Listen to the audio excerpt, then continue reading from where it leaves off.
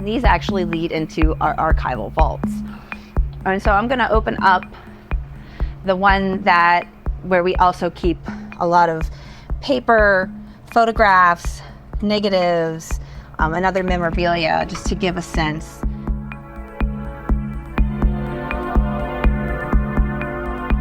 In a basement in a lab building on the coast of Massachusetts, Ashley Jester walks through the stacks of an extensive science library. Ashley is the Director of Research Data and Library Services at the Woods Hole Oceanographic Institution in Massachusetts. For almost 100 years, scientists at this institution have been studying the ocean and documenting it in all kinds of ways. The library holds basically every multimedia format that exists. The overall space is climate controlled, but these vaults are, I would say, I call them extra special climate controlled because they are colder than the overall main space. And also, most importantly, they have controlled humidity. Ashley started her job in Woods Hole about a year ago, at the beginning of 2025. And as she settled in, she started learning about what was in those archival vaults. So we do tours periodically, and one of the things we like to do for our tour groups is pull out scientific equipment and show them how the scientists have, gathered data all over the years. And because I'm new, and I was still very new then, I had never heard of this. I was like, wait, what is this? During these tours, Ashley kept hearing about some really old sound recordings. With every detail she learned, she wanted to know more. And so my staff is really educating me as they're educating the tour group. And I'm learning about, this was, an office dictation machine, and they used it to make early underwater recordings. And here, boss, here's the disc collection. And so I was like, oh, this is really cool. But there was a catch. Ashley couldn't hear what was on those discs. From handwritten notes, she could piece together some details. The recordings were made in 1940 and 1950. She had information about the scientists who were involved and how they basically invented a way to record sounds underwater. There were a few tantalizing clues about what was in the recordings. Some of them contained fish noises, according to the notes. About a week later, our digitization expert was actually down to visit. And again, because I was new, he was, going through the vaults with me, and we were talking about different audio formats that we have. What's interesting is you said the notes say fish noises, unknown marine sounds. And I was like, oh, that's very interesting. This is Paul Adams, the digitization expert. She told me that the date was 1949. My mouth just kind of dropped open, and I'm like, Ashley, I said, do you realize what this could be? Paul runs a business that specializes in digitizing old archival audio. He's also based in Massachusetts. Paul knew that in the early days of underwater recordings, scientists were still figuring out that some fish noises turned out to come from whales. On Ashley's recordings, there was no telling what those fish noises actually were, at least not until Paul and his partner John pressed play. Put that, on and played it. John and I were both saying, who knows? Maybe nobody has played these records back because they were in mint condition. We might be the first people in 77 years, to hear this recording and to know what it was.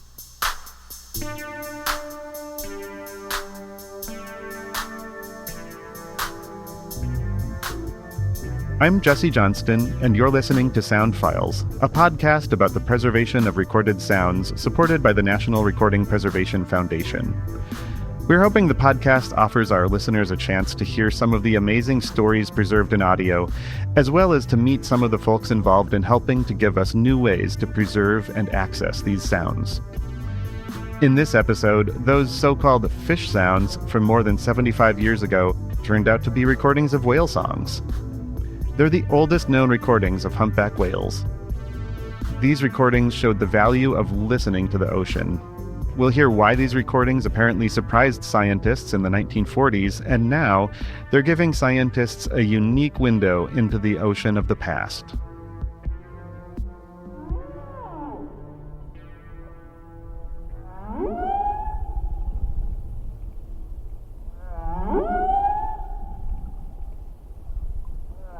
Some of the most powerful advocates for protecting the ocean are the voices you're hearing right now.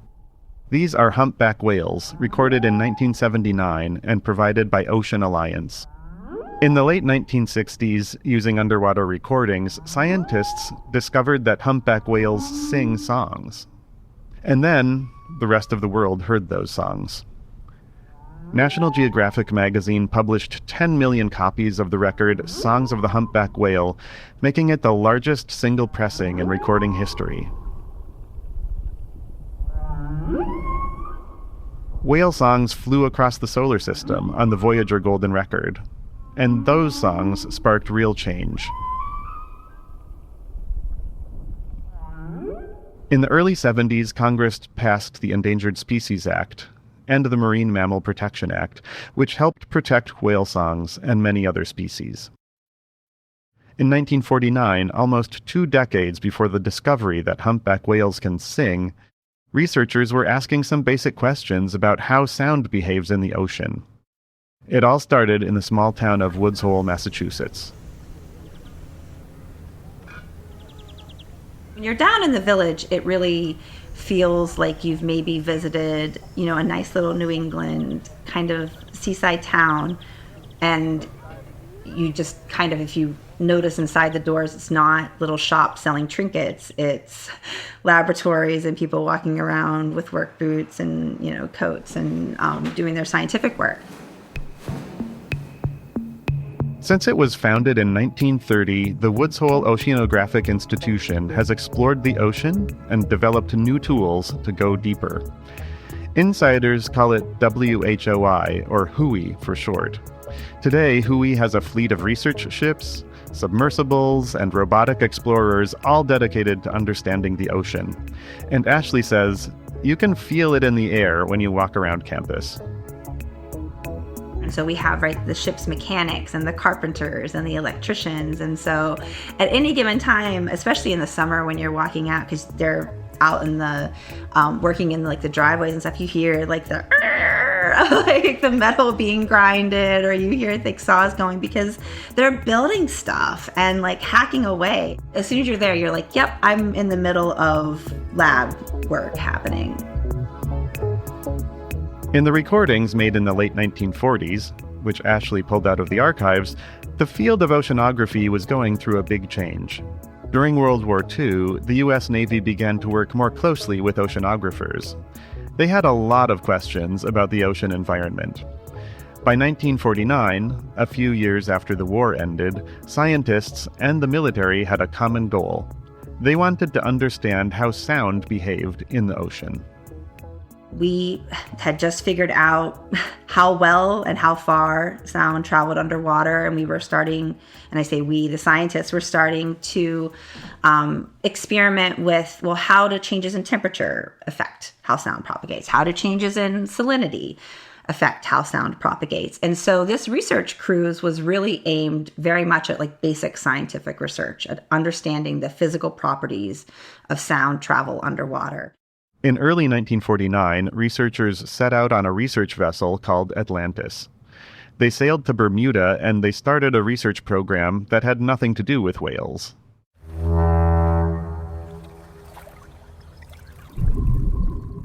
They would drop munitions like bombs in and listen to when it would explode. They would drop hollow spheres and wait to hear it implode. They would turn off the sound on the ship that they were on, stop all of the motors, and then try to listen to hear other ships moving in the area. They were expecting to hear the explosions. They were expecting to hear the implosions. They were expecting to hear the motor runnings of the submarines and the other boats that were part of the fleet. According to Ashley, the scientists didn't plan to make sound recordings, not at first. They had a device called a pen recorder, which is similar to a seismometer that measures earthquakes. They planned to turn sounds from the ocean into lines on a piece of paper. But at some point, the scientists had a different idea. Ashley says there are many mysteries surrounding these audio recordings, including how they came to be in the first place. Obviously, somebody, and I'm just in my head imagining it, some creative WHOI engineer was like, we have this dictaphone.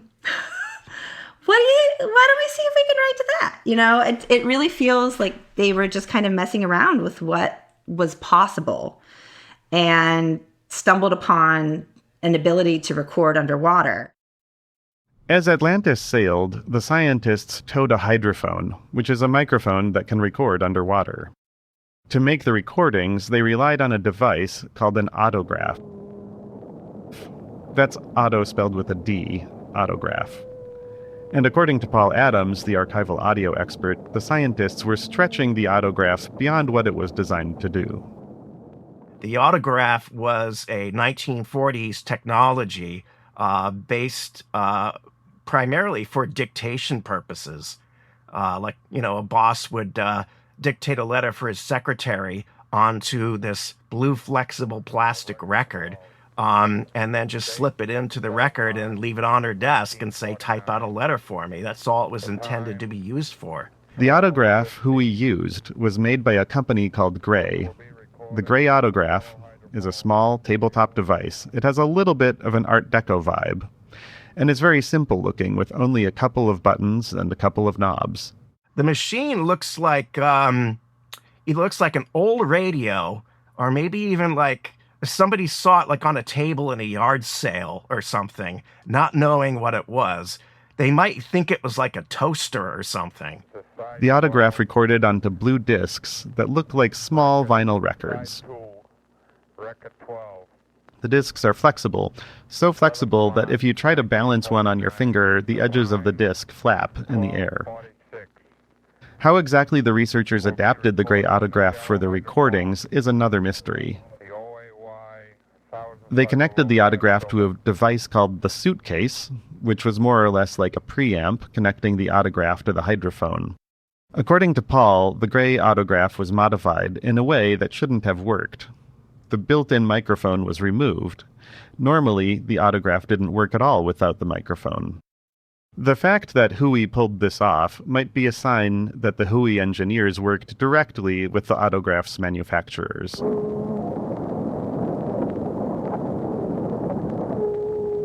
That was really one of the major innovations that WHOI brought, was bringing together all of the electrical engineering, audio engineering equipment that would be needed to take that signal from the hydrophone and write it to other instruments.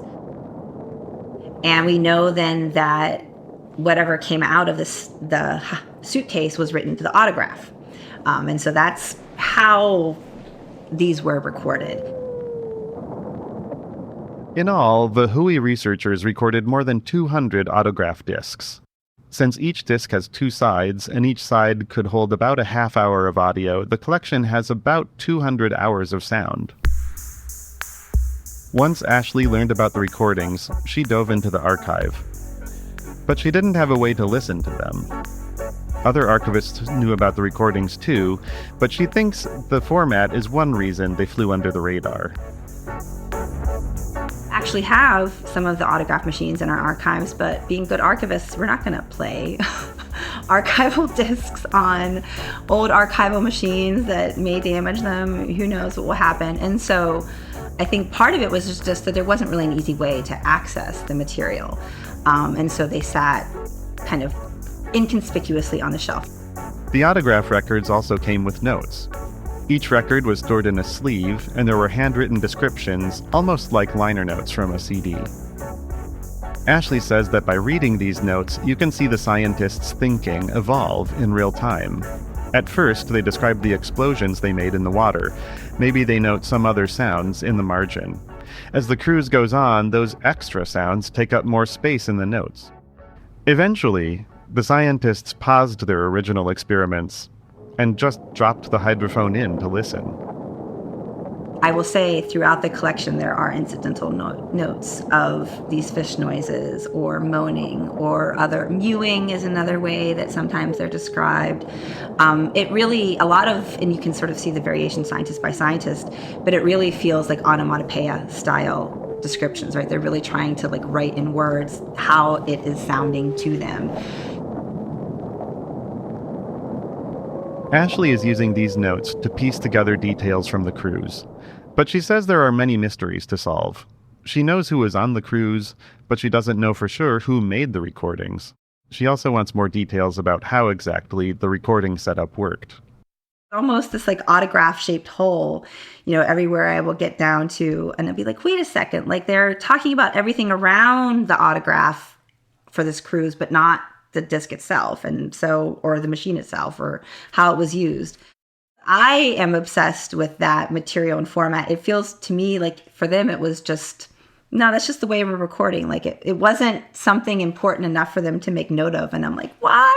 You were so good about documenting everything else. Why couldn't you document this better? By this point, it was time for Ashley to find a way to finally listen to those discs. She needed to call in a professional.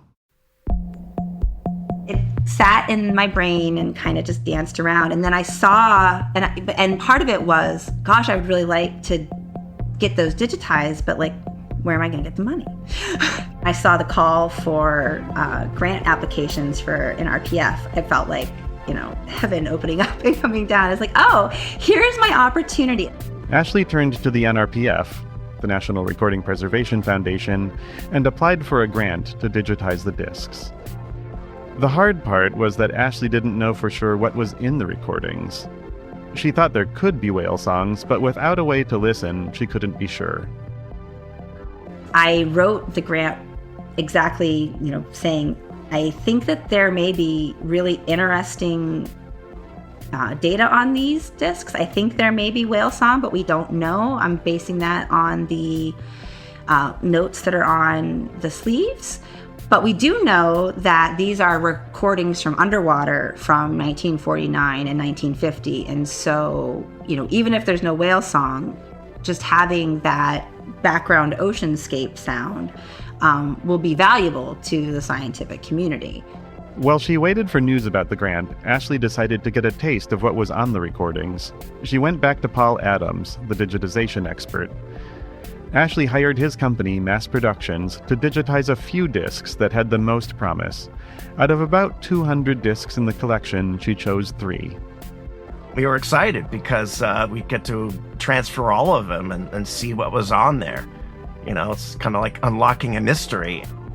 Paul says the discs themselves don't need much restoration. After a quick cleaning with soap and water, they're ready to go. But playing back an autograph has some unique limitations. Like CDs, the rotation speed changes as the disc plays. Even though autograph discs look similar to standard records, you can basically only play them back on autograph machines. The revolutions per minute starts around 33 1/3, but by the time it gets to the outside edge of the record, it's down to about 15 revolutions per minute. And it's all controlled by a mechanical worm gear. So it's pretty much impossible to play it back correctly on a standard turntable. So you would have to by ear, pitch adjust and speed adjust the record every couple of minutes, and it just never comes out right. Now, this was not Paul's first time working with autographs. He had devised an autograph rig with modifications that played back the discs, and also cut down on the noise and hum. Once Paul and his partner put on Ashley's disc, it didn't take long to realize what they were hearing.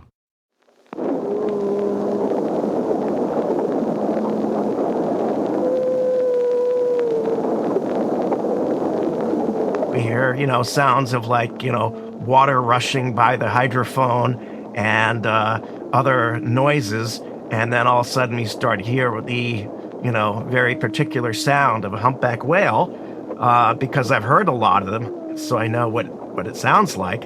And so we heard that coming through the speakers and we all just started kind of jumping for joy.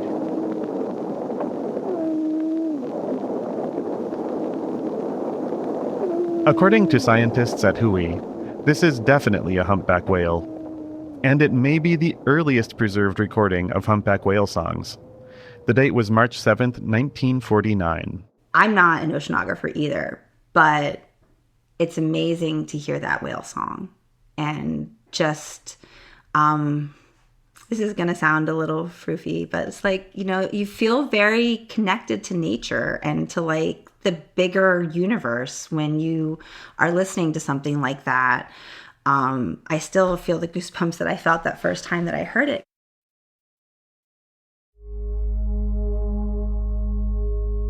Once Ashley had this recording, she needed a scientist's perspective on what she was hearing. One of the experts she turned to was Laela Sayigh, a biologist at WHOI. She asked a few of us to just listen to it and, kind of verify the species. I think she had already asked somebody about that previously, and it was quite clearly a humpback whale, knowing that the technology wasn't very advanced back then. So the fact that they were able to get such a, high quality recording and that it was so well preserved was really astonishing. Laela has more than 40 years' experience studying marine mammals, mainly dolphins. She says that to truly understand these animals, we have to listen. Visibility underwater is not good, but sounds travel well in water, even better than in air. And dolphins also use echolocation to find their way around. So they are really wired for sound, these animals. They're really auditory creatures. And so from that perspective, if we want to learn about their lives, really the only way we can do that is by recording them. Since the 1980s, Laela has been working with the Sarasota Dolphin Research Program in Florida. Over the years, they've recorded more than 300 individual dolphins. Laela has also seen recording technology change drastically. She actually has her own collection of analog recordings that need to be digitized. She remembers recording dolphin sounds on cassette tapes and even VHS tapes, which could capture higher frequencies.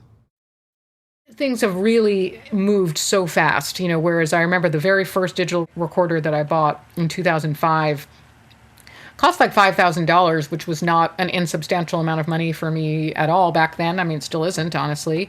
And it, but it was a game changer. I mean, it was amazing. It could record 4 channels sampled at 96 kilohertz, which, is the minimum that we would want to use for dolphins. These days, Laela and her team have several ways to record dolphins. The researchers catch dolphins and spend about an hour handling them. During these health assessments, they attach a hydrophone straight to the dolphin's forehead with a suction cup. That helps the scientists get high-quality recordings, and they know which dolphin is making which sounds. At the end of the time, after we've recorded them, we usually put a digital acoustic tag on their back, which is attached with suction cups, so it's non-invasive as well. And these are like little mini computers that record all of their sound and their movements, like their pitch, roll, and heading, and their depth. We release them with those tags and then try to follow and observe them for as long as they're willing to wear them. Some animals are more willing than others. With these recordings, Laela and her research partners have learned a lot about what dolphin sounds mean. They've identified noises called signature whistles, the dolphin equivalent of calling someone's name.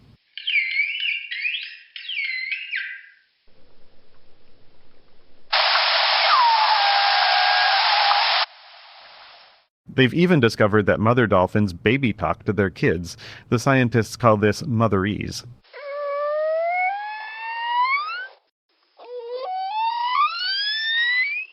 Just like human baby talk, the dolphins use a higher pitch and are a little more sing-songy. The fact that they have these name-like sounds and the motherese, these things that we can relate to. And I guess in both cases, humpbacks and dolphins, they learn their sounds, which is something that is also very relatable for us because, we obviously learn, and that's how we acquire language.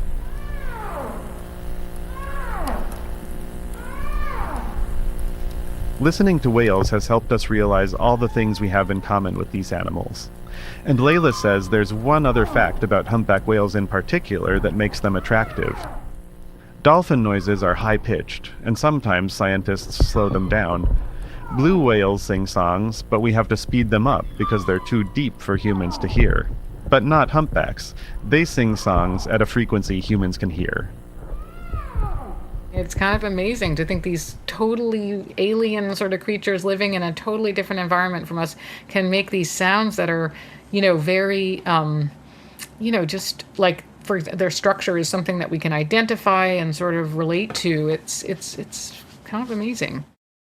In 1949, even though they wrote down that they were hearing fish noises, WHOI researchers were learning how to listen to humpback whales. Today, WHOI scientists want to see what they can learn from these archival recordings. We can't go back in time and make recordings from 1949 again. That's impossible. But when we can find something like this, it's as if we did that. Ashley is a data scientist. She's excited just to have more data because the Audograph recordings fill a gap in the scientific record. According to other scientists she's worked with, who specialize in ocean acoustics, these recordings could help us understand how the ocean environment has changed over time. In some ways, the ocean has gotten louder over the decades, and in some ways, it's gotten quieter. Whatever we learn from these recordings, it will be thanks to a group of experts who may not have known exactly what they were hearing, but they knew it needed to be preserved. This is another gift from those early founders of the field, right? They already gave us so much scientifically in terms of developing the equipment and doing the initial research and building up the basic research. Part of the early field was just figuring out, okay, what species is making which sound? You already contributed so much, and yet here they are, still making new contributions. There's also one key mystery that Ashley hopes to solve. At the beginning of the whale song recording, we hear a man's voice. Side 1 of record 12. Date 7th March 1949. Ashley doesn't know who that is, and she really wants to find out. Maybe on one of the other recordings, the person identifies themselves, and so we'll be able to match the voice. Or that somebody will hear their voice and recognize it. This is 1949. I think that there's probably people who are still alive who probably knew that voice in life and might recognize it. At the time this story comes out, it will take a little longer before the full collection is digitized. Paul Adams, the technical expert, says this story could inspire libraries, universities, and other groups. They acquire all kinds of materials, and they don't always have the bandwidth to dig through old analog media. Using these sound recordings as an example of what's out there in archives might help to encourage other institutions and archivists to really start to think about what they have in their collection and how important it is to preserve it and what might be in their collection that they don't know. When people do look through those collections, they may find materials that show us the world in a whole new way, and that show people from the past puzzling through some of the same questions we ask today. For me, the through thread of this story is curiosity. The physical oceanographers who were out on that cruise who didn't have to record this, but did because they were curious, and who kept the recorder going when they heard sounds that they didn't expect and couldn't explain, but knew were important.